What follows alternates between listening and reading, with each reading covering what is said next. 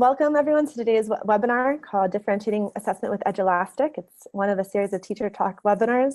We've been doing this about every year for the last few years. They're focused on different topics. This year we're focusing on differentiation and guiding instruction with assessment and data. And this is the first to start the series. So again, we're happy to have you joining us today.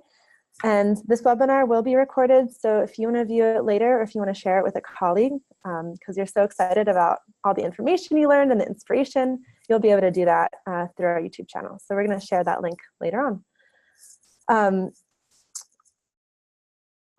Why don't we go ahead, and I think everyone's found the chat, but if you haven't already, go ahead and enter into the chat where you're tuning in from today, so we can get an idea of who is in the audience. If you also want to share what you do, whether you're a teacher, or an instructional coach, what grade you teach, anything like that, go ahead and share that as well.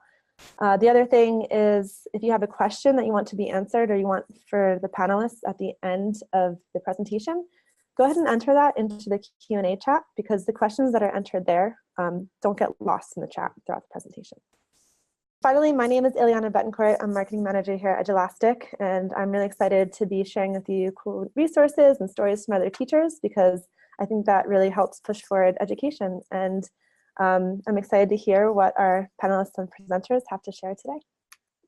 So transitioning over, we have three awesome educators who are joining us today. Chris, Karen, and Nikki. They are all on the Edulastic Innovator team, so they have been using Edulastic for a while.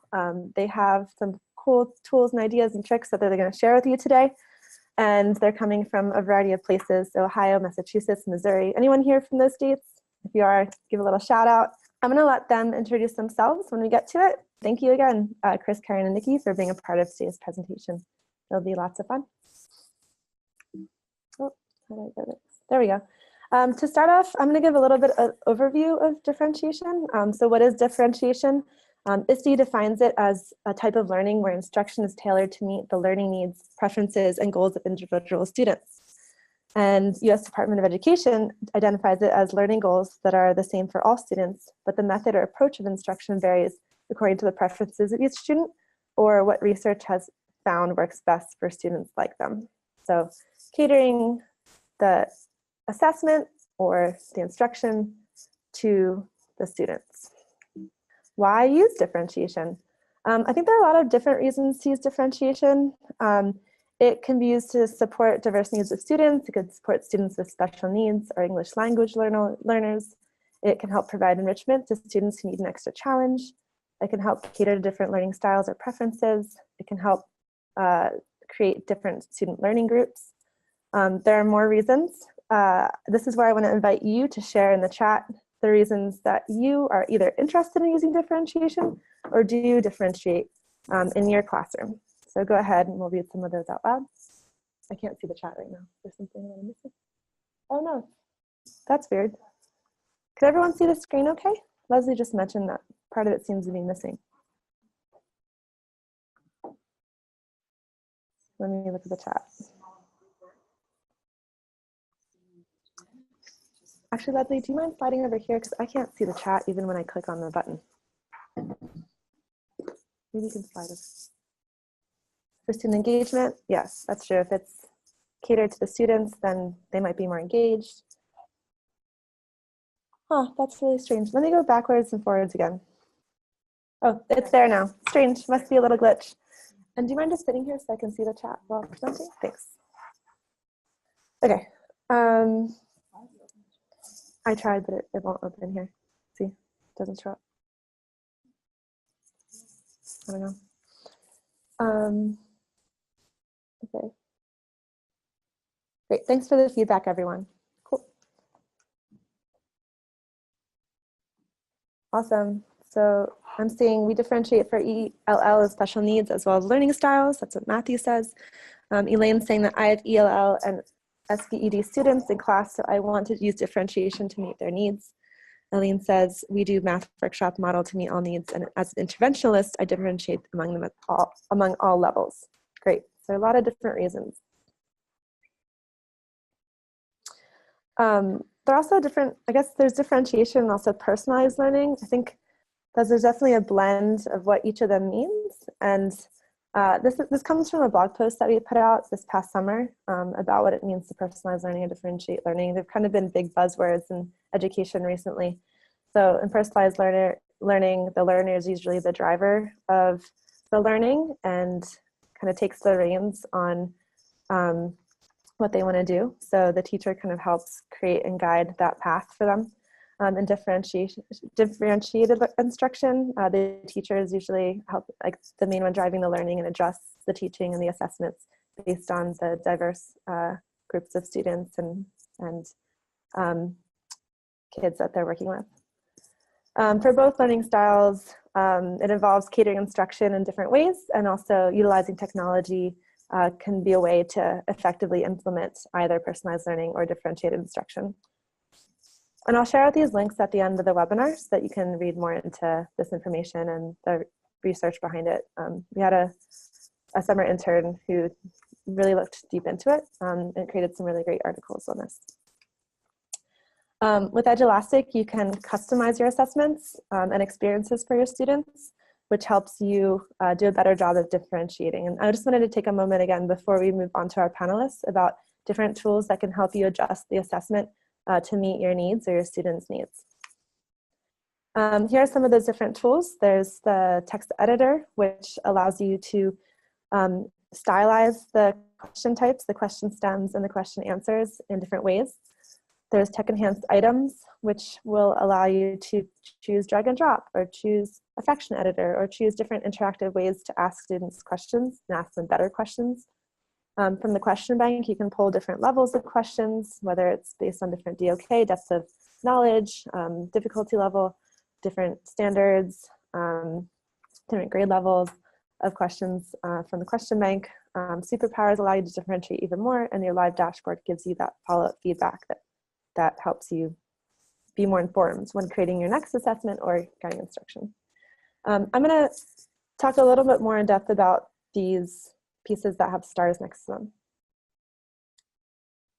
Oh, but before, I just did want to mention that in the case of the live dashboard, for example, in this class, we might be redirecting this assessment to some people.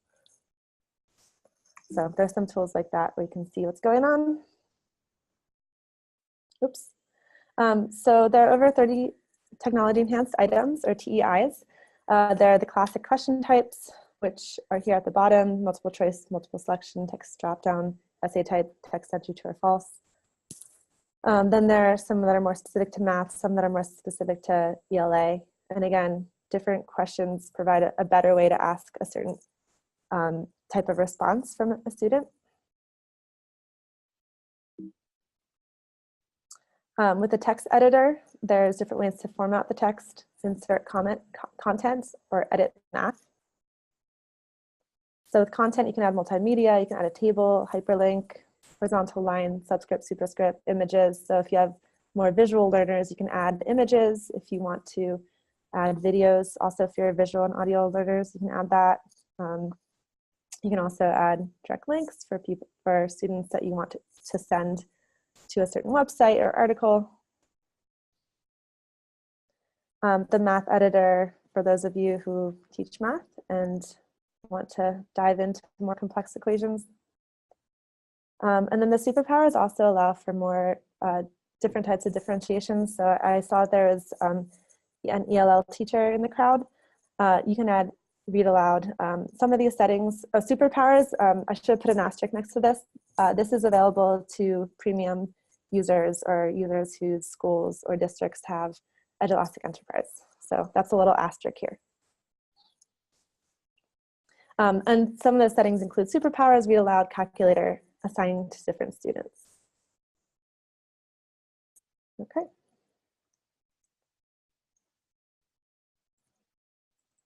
Oh, okay. Any questions about those? If so, you can enter them into the Q&A and we can answer them later, or into the chat, and Leslie might be able to answer them now. Otherwise, I'm gonna pass it off to Karen, who is gonna give a quick little introduction of herself and then share some of what she's doing. Ready, Karen?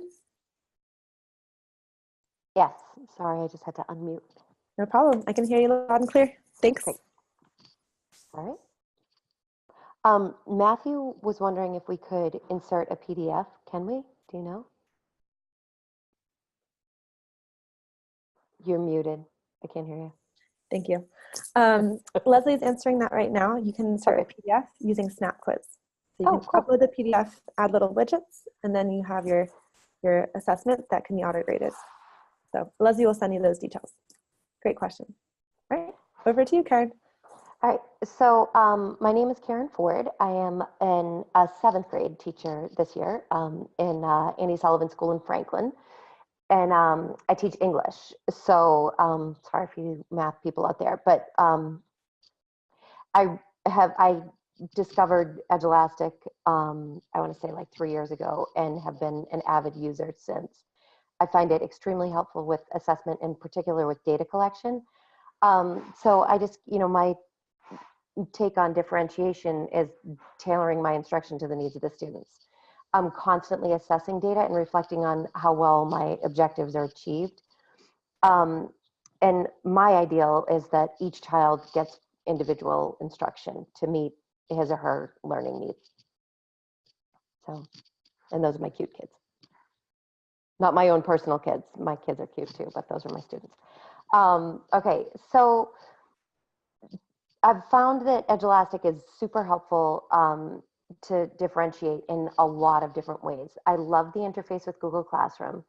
I don't actually have a special education liaison this year, but typically we have, a special educator in our classrooms. And so what I would do is create co-classes with him or her, and we would put, that caseload, because the kids would be in all different classes. We don't have leveled English classes in my school. So we could create a separate classroom and share it with the special education teacher. So I would share my typical assessments with the special education teacher, and then based on the needs of the students, we can push them out to each of the students and meet their IEP needs as well as the 504 needs. And some examples are, it might be different questions to meet the same objective, or word banks. If it's, I do a lot of vocabulary, obviously English, but so I would use word banks, or if I was doing, multiple choice, I would use more focused choices, as opposed to sort of, the typical when you have, choices that are close to each other. And I did hear in the classes, so you can sync with Google Classroom, which is phenomenal. Most of all of my learning, all of the students' learning is on Google Classroom.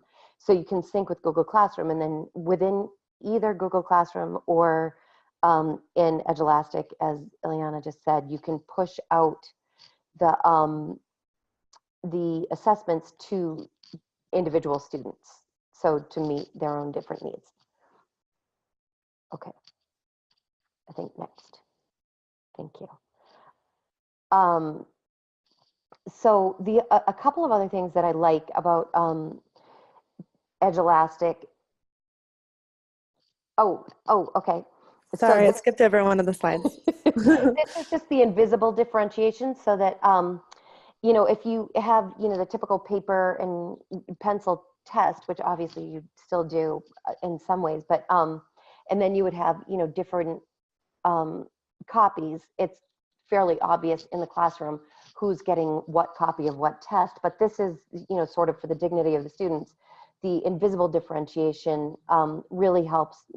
I blacked out the names of my students, but you can select different students here so that they each get their own copy of the test.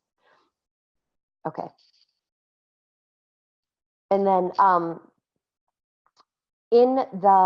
while the students are taking the test, one of the things that I think is really cool is that while the students are taking the test, you can see their progress on the dashboard. This helps for a number of different reasons. And one of the main reasons that I really like Edulastic is because it really helps me understand how students take tests. which is a skill that they need to know, regardless of kind of how you feel about testing. And so I can watch how they're progressing, you know, on my dashboard. But then after it's done, there's this personalized sort of learning. They can see it, there's a presentation effect. So they don't see their names, but they see, you know, different silly names. And then they can see their progress and how they compare to what's going on in the classroom. And in middle school, kids are still learning to be students. So if they haven't prepared for a vocabulary quiz, that's actually super valuable data for them, because that means, you know, they'll see, oh, look at everybody else prepared and I didn't, and I kind of blew it. So, but it's not, you know, in front of an entire class. They just see the data, you know, while they're sitting in their seats, and they're like, okay, well, maybe I should prepare better. So that helps them adjust their, you know, study strategies if they have them. And also I love using this for a warm-up activity in class, because I can see a snapshot of the data really quickly and make sure, you know, for example, if it's a reading comprehension, I can make sure that everybody understood where what they needed to understand, first of all. And second of all, I can create small groups based on the skill acquisition or the, you know, the comprehension that they have. And finally, they're able to be redirected. So if a student needs a growth opportunity, if, for example, you know, in the first bullet, they didn't come to class prepared for a vocabulary quiz, and they need to have a growth opportunity, I always offer growth opportunities to the students.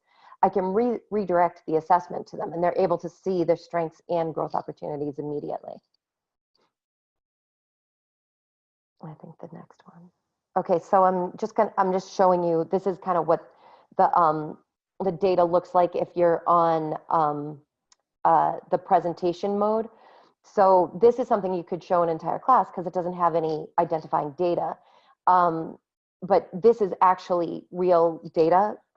This particular person, each of these students was in a different class, and I could provide them with an alternate assessment through Google Classroom without their classmates' knowledge. So once again, this invisible differentiation to, you know, help the students with their, you know, help everybody sort of feel like they're on the same field. And you can see that the person, the pink binoculars, was new to an IEP. So that's excellent data to make sure that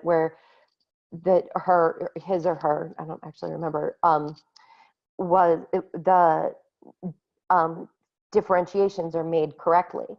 And then, you know, there are some people who could be redirected. I just did a little smiley face up to the redirect. And if you can see in Yellow Moon that he or she skipped a question, which is also valuable data, because you want to make sure that the students are actually when they're taking tests, you can go back and have a conversation about, you know, well, you didn't actually answer that. So that's, you know, all of this is super helpful data, not just, you know, did they get it right or did they get it wrong, but how they're taking the test and how you can help them in that skill. I think that was the last. I think that might have been the last slide, Eliana. Maybe. Yeah, that was the last slide. Okay, thanks, Karen. That was a great overview. If anyone has any questions about that specifically, go ahead and enter that in the chat. I'm going to give a chance for that to happen. Got some thank yous coming through. You're welcome. Hopefully a thumbs up from the sister too. And then, oh, here's a question for you, Karen. Do you ever use Jelastic for exit tickets? I do. I use them for English. Is this specifically an English question? There was nothing else to it. That was a simple question. Oh, okay. Yeah, it's excellent for, again, collecting data if you're interested in making sure the students understood. So you can, again, for comprehension, for vocabulary, for anything that you want a quick piece of data on, it's excellent. And it helps guide your instruction for the following day if it's an exit ticket. Awesome, thank you. Oh. Okay, so someone's saying, I'm a little confused about what she's talking about where she says she can provide an alternate assessment to some students. This person would really like to be able to do that. So if you could explain a little bit more about how you're doing that. Sure. So what I did was I created a separate classroom. So within the Edulastic interface, you create classrooms, right? So if you have I have 4 different periods, A, B, C, and D. But within A, B, C, and D, I have several students who required differentiated or modified tests or assessments. So I created a different classroom within Edulastic for those students. And then I duplicated the test and modified the questions as necessary according to the IEPs or the 504s. And then I I pushed each assessment out to the appropriate student. Does that answer the question? Okay. Okay, and then Linda's asking if you can share a little bit more about what redirecting the assessment means. I'll go back to that page. My kids love redirect. So this is what you would see for your, while the kids are taking a test or after the kids have taken a test. This is the data that gets collected. And so you can click on, if you can, Eliana, I don't know if you can, like next to one of the students, like their special little square. Yeah, right. So you can see the arrow, you would just select the student. Excellent. And then the redirect would turn from gray to black or blue.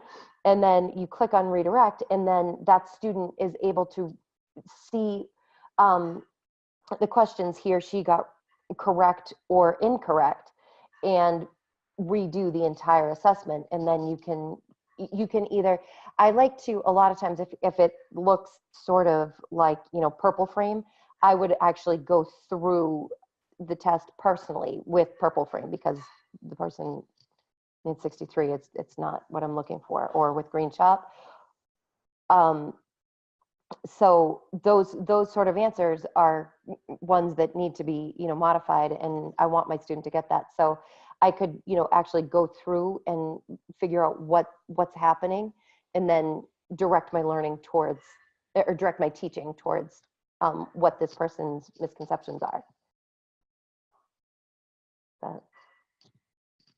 Does that help?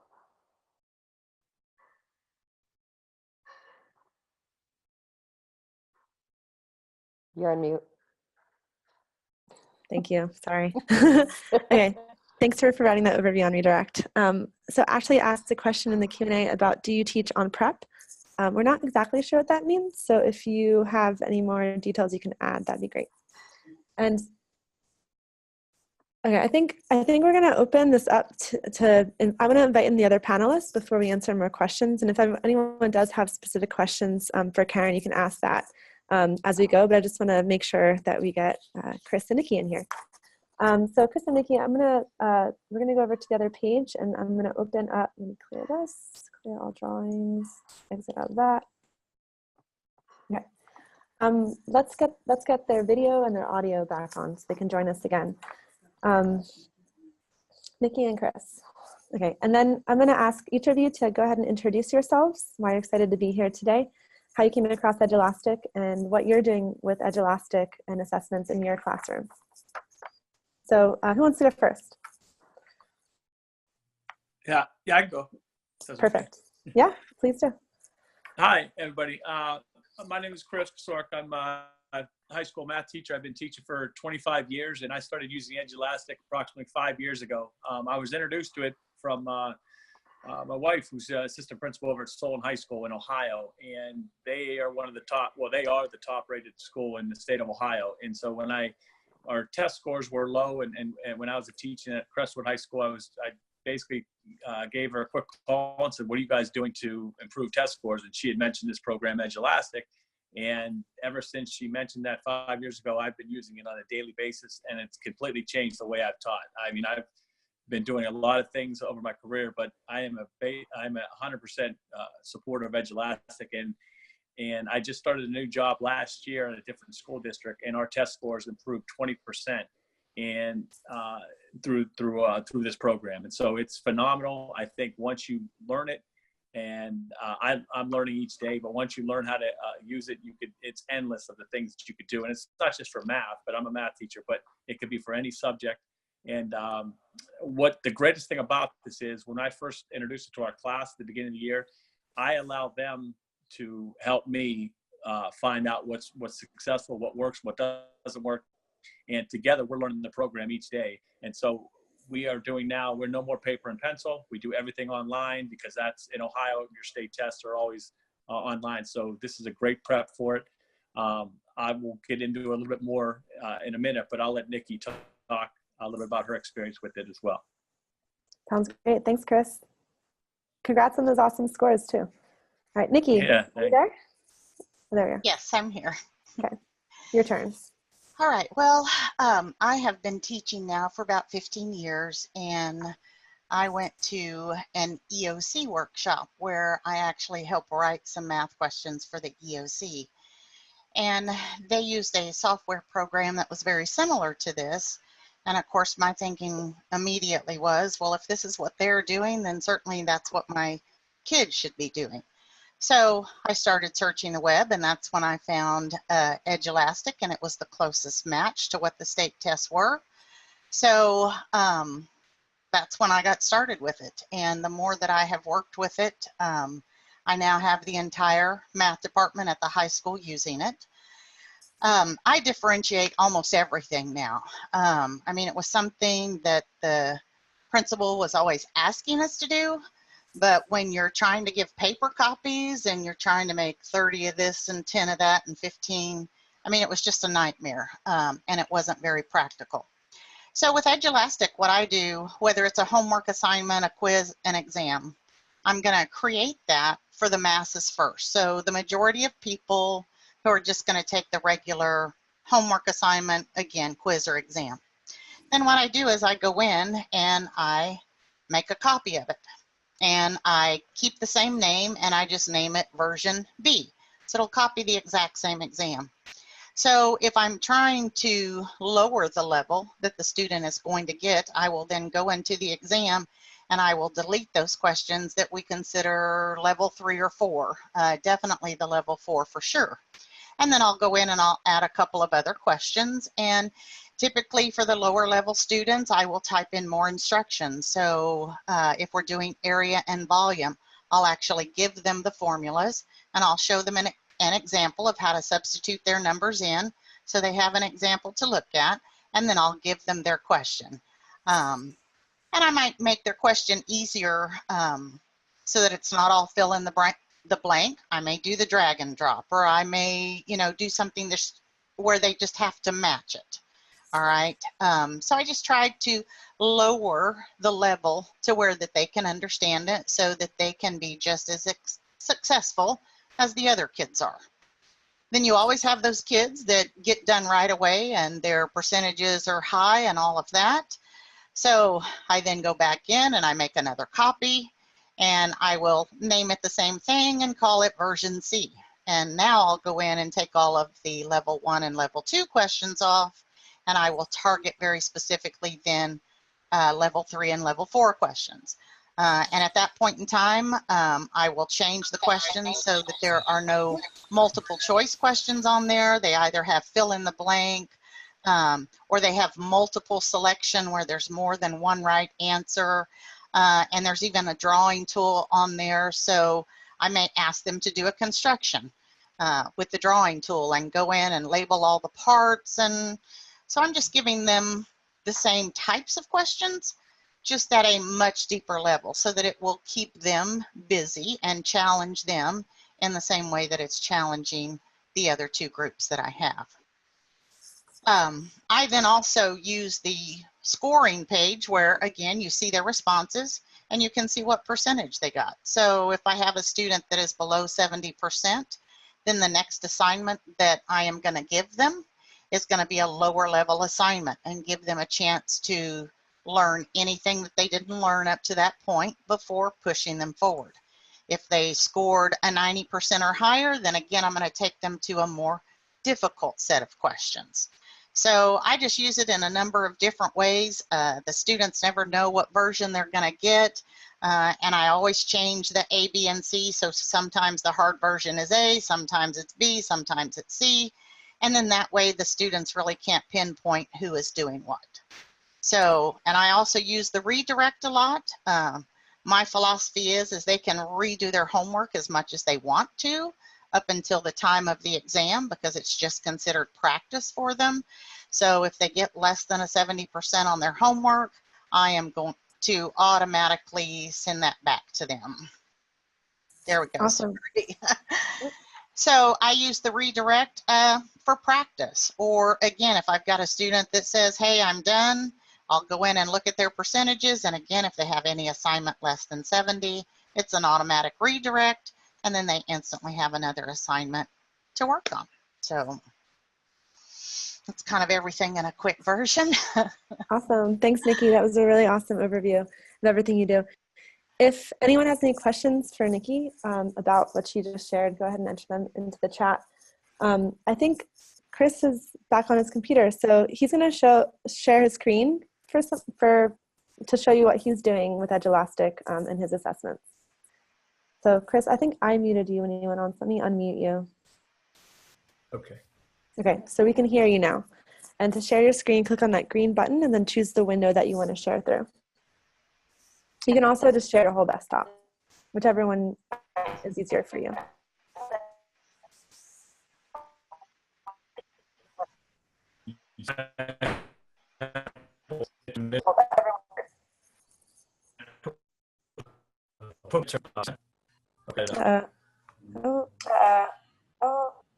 Okay, your screen sharing, great. Okay, we can see, awesome. So you see the midterm 2018? Yes, okay. A lot of questions.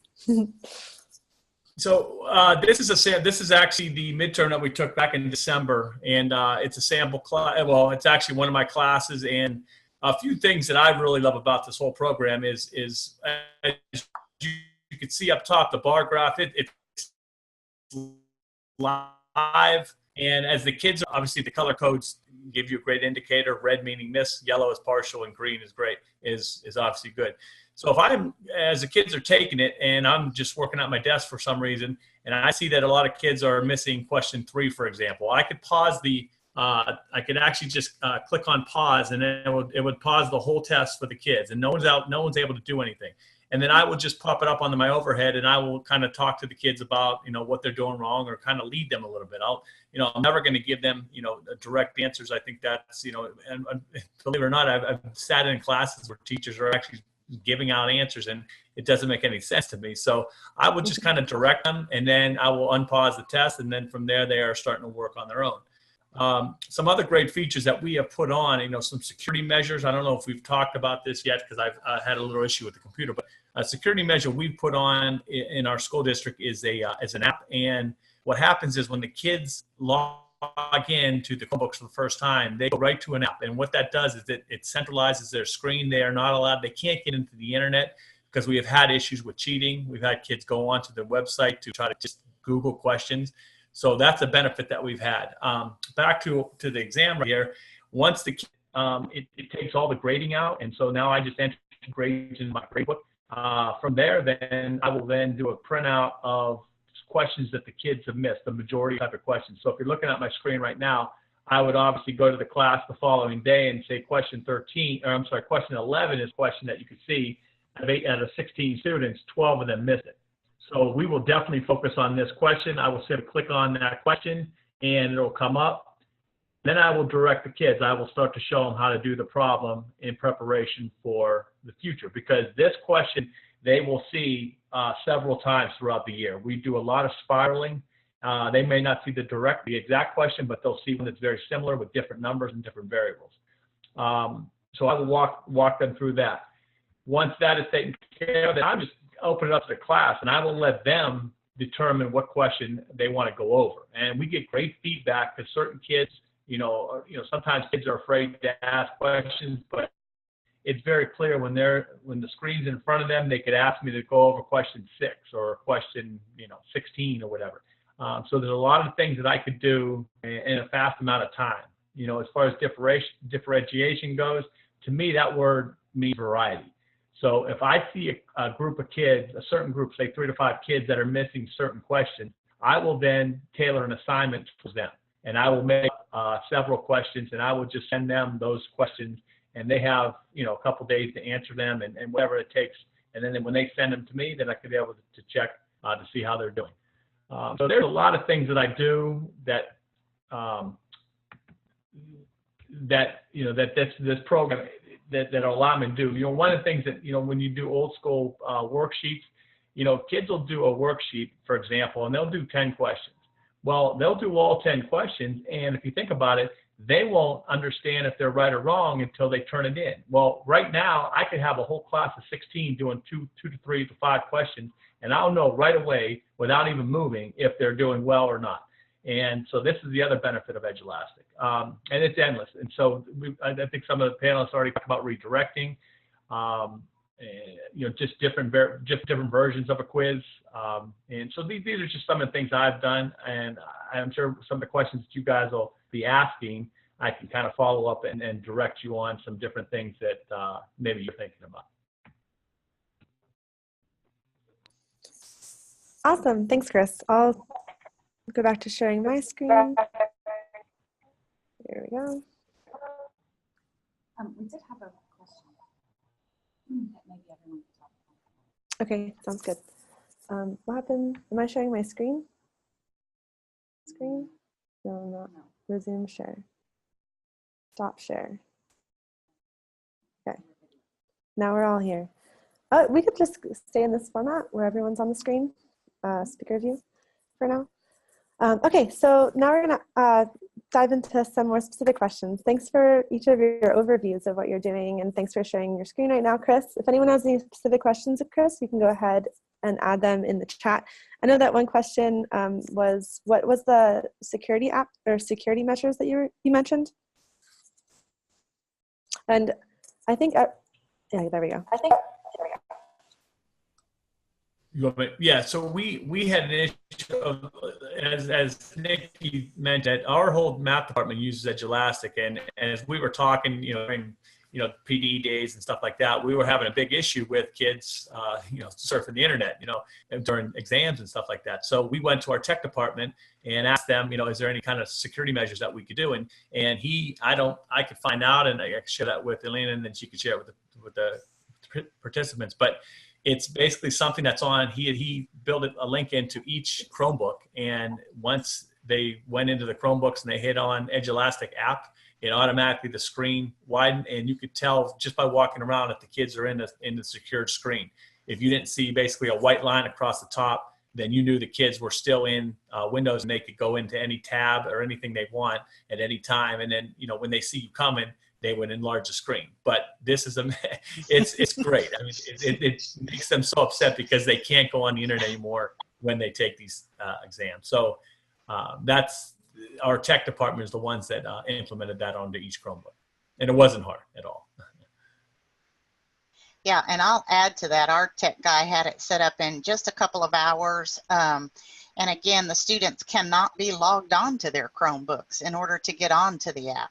So if they exit the app and log on, it's going to automatically close their exam and submit it as if they are done. So then I instantly know, oh, okay, know what you're trying to do, etc. And so you can put a stop to it. But anyway, our tech guy, like I say, he had it set up in just a couple of hours, and it does. It works really, really well. Awesome, thanks. Yeah, there are definitely a bunch of variety of ways that you can add security measures. I've seen apps where you can see everyone's screens on one page, and I've just seen teachers walk behind all the computers, and also secure exam browser options. Great. Okay, so let's bring this all together now. If anyone has any questions for everyone, feel free to add them to the Q&A, and we can incorporate your questions as we go. Everyone so far has already given a bit of an overview about how they're differentiating and what they're doing specifically within the applications. I'm wondering if there are any applications that you've been using specific to your subject and grade that other educators in the same place might find useful. And I realize that some of you might have already brushed on this, but if you want to go into a little more depth. I can speak to English. I like to use News ELA, which provides it has sort of a text bank that you can pair texts with a novel that you might be reading or something, and then it actually gives questions as well, and you can modify the grade level of the content, which is super helpful. And I do use that. You do use those sometimes for passage-based questions to pair with whatever sort of novel that I'm reading. That's really cool, especially that you can adjust the reading level based on students' abilities. I didn't know that. Yeah, that's great. Anyone else want to speak to that?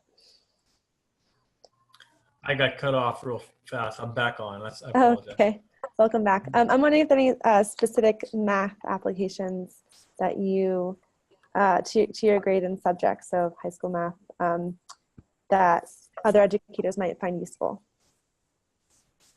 Other apps that I use? Yeah, like different ways that you're using Edulastic or using other apps with Edulastic for assessments. Yeah, I have a program also. So IXL is a program that I use. I actually use Edulastic and IXL in concurrence. So IXL is essentially an online website that we use for practice. But all the standards and everything that matches up with Edulastic. The great thing about Edulastic also is that everything, you could find all your state standards and you can match every question up. I have a blueprint from the Ohio Education Department of all the standards that I am required to cover prior to April, which is when our state test is. And so when I go in to make up my exams or when I make up a practice worksheet or whatever, I just make sure that I'm linking the standards to the questions. And then when I get a printout of the questions that I've assigned, if my principal wants to know what I'm covering, it's an easy way to find, to show them right away of the midterm that we took. I probably covered close to 15 to 20 standards, and the types of questions, the variety of questions that I'm given, it's endless. And so I tie those two together. That's my whole day. I mean, I'm online. I don't, I save our district money because we don't use paper anymore. I used to be a worksheet person. We don't use textbooks because the textbook is right here.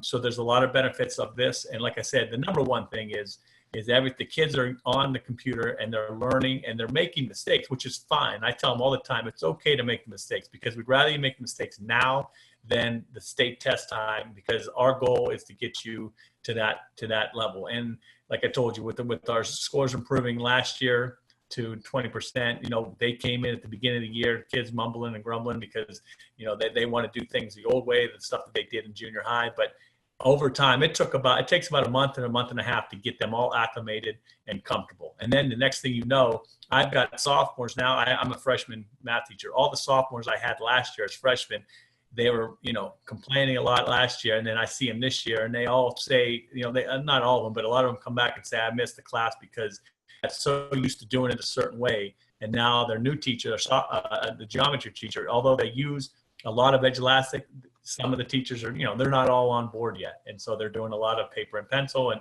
the kids just got really used to doing things a certain way. And that's okay, because as in life, there's a lot of variety and that they're going to have to be able to adapt to. So those are some things that I'm doing as well.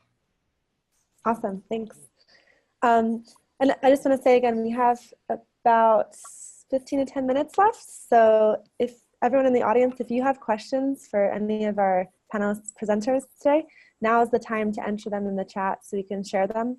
In the meantime, while those questions are going in, I'll continue to ask pre-prepared questions that I've been wondering from our panelists and hope that you'll find valuable too. Okay, so what challenges have you faced in differentiating your assessments online, and how have you overcome them?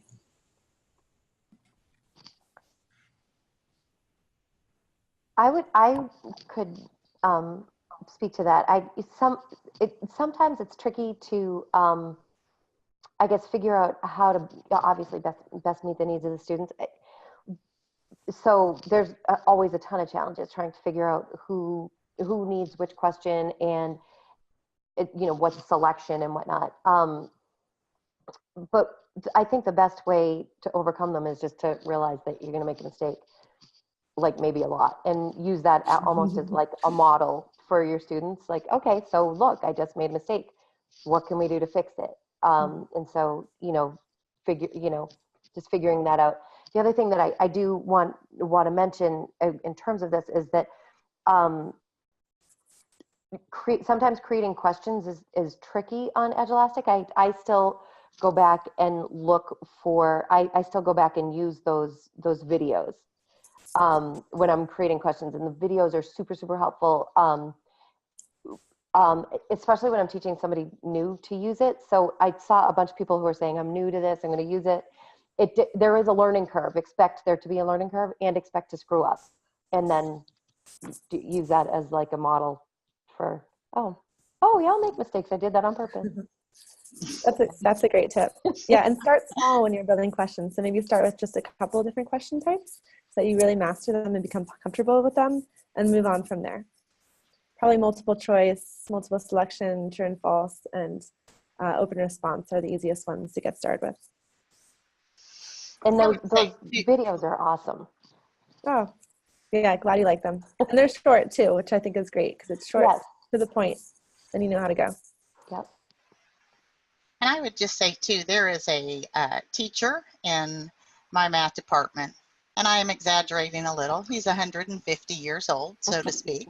He teaches calculus, and I can tell you he does not like change. And yet this year, almost every single one of his calculus questions are on Edulastic.